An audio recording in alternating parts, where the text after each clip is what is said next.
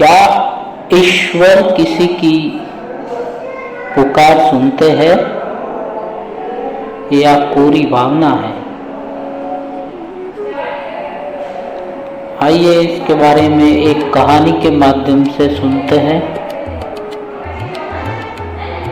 एक 8 साल का बच्चा 1 रुपये का सिक्का मुट्ठी में लेकर एक दुकान पर जाकर बोला, क्या आपके दुकान में ईश्वर मिलेंगे?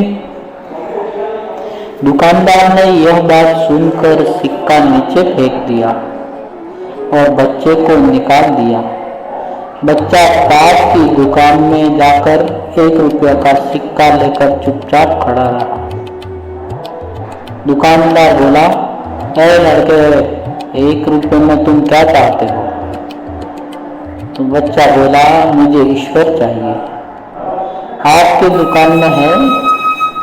दूसरे दुकानदार ने भी भगा दिया, लेकिन उस अबोध बालक ने हार नहीं मानी। एक दुकान से दूसरी दुकान, दूसरी से तीसरी, ऐसा करते करते कुल 40 दुकानों के चक्कर काटने के बाद एक बूढ़े दुकानदार के पास पहुंचा। उस बूढ़े दुकानदार ने पूछा, तुम ईश्वर को क्यों खरीदना चाहते हो? क्या करोगे ईश्वर लेकर? पहली बार एक दुकानदार के मुंह से यह प्रश्न सुनकर बच्चे के चेहरे पर आशा की किरणें लहराई। लगता है इसी दुकान पर ही ईश्वर मिलेंगे। बच्चे ने बड़े उत्साह से उत्तर दिया, इस दुनिया में माँ के अलावा मेरा कोई नहीं है। पिताजी मेरी बहुत छोटी आयु थी तभी भगवान के पास चले गए। अब मेरी माँ दिन भर काम करके मेरे लिए खाना लाती है। मेरी माँ अब अस्पताल में है। अगर मेरी माँ मर गई तो मुझे कौन खिलाएगा? डॉक्टर ने कहा कि अब सिर्फ ईश्वर ही तुम्हारी माँ को बचा सकते हैं।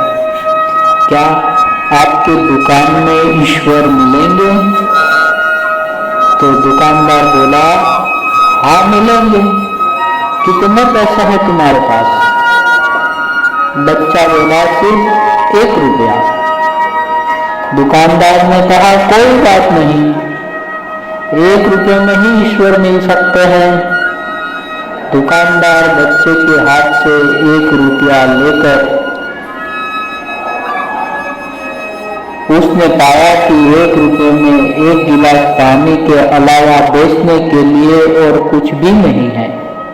इसलिए उस बच्चे को फिल्टर से 1 गिलास पानी भरकर दिया और कहा, यह पानी पिलाने से ही तुम्हारी माँ ठीक हो जाएगी।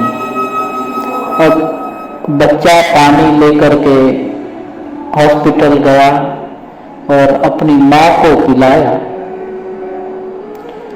अगले दिन कुछ मेडिकल स्पेशलिस्ट उस अस्पताल में गए।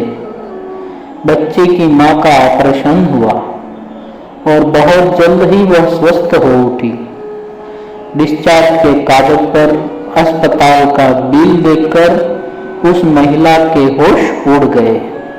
डॉक्टर ने उन्हें आश्वासन देकर कहा, टेंशन की कोई बात नहीं है। एक वृद्ध सज्जन ने आपके सारे बिल चुका दिए हैं, साथ में एक चिट्ठी भी दी है। महिला ने चिट्ठी खोली और पढ़ने लगी। उसमें लिखा था, मुझे धन्यवाद देने की कोई आवश्यकता नहीं है। आपको तो स्वयं ईश्वर ने ही बचाया है। मैं तो सिर्फ एक जरिया हूँ।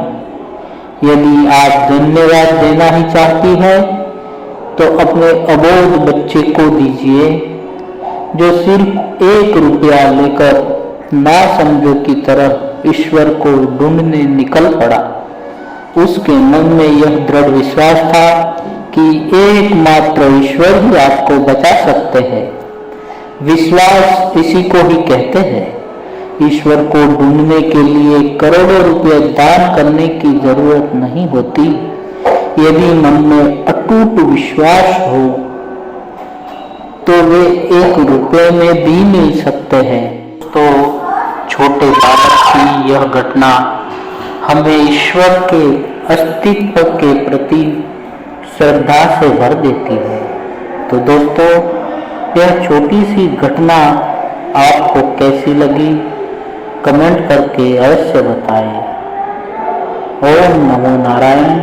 जय गुरुदेव।